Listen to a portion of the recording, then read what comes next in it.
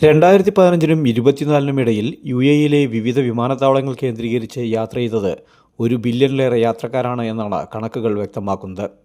2015-ൽ 114.8 million യാത്രക്കാർ സഞ്ചരിച്ചതിൽ നിന്ന് 2024-ൽ എത്തി നിൽക്കുമ്പോൾ ഇത് 147.8 മില്യണായി ഉയർന്നു. കേന്ദ്രം പുറത്തിറക്കിയ റിപ്പോർട്ട് പ്രകാരം വ്യോമയാന മേഖലയിൽ മികച്ച പ്രവർത്തനം നടത്തിയ ലോകത്തിലെ തന്നെ മുന്നിൽ നിൽക്കുന്ന രാജ്യമാണ് UAE. എയർ ട്രാൻസ്പോർട്ട് ക്വാളിറ്റി ഇൻഡെക്സിലടക്കം 5 വിവിധ സൂചികകളിൽ ആദ്യ 10-ൽ രാജ്യത്തെ വിമാനത്താവളങ്ങൾ ഇടം പിടിച്ചതായും റിപ്പോർട്ട് ചൂണ്ടിക്കാട്ടുന്നു.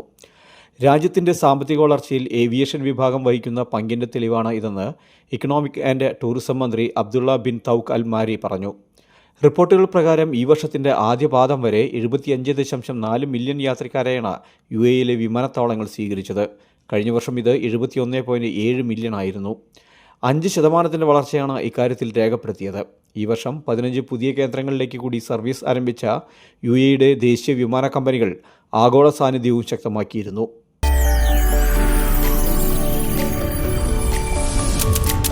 NTV UAE to the world.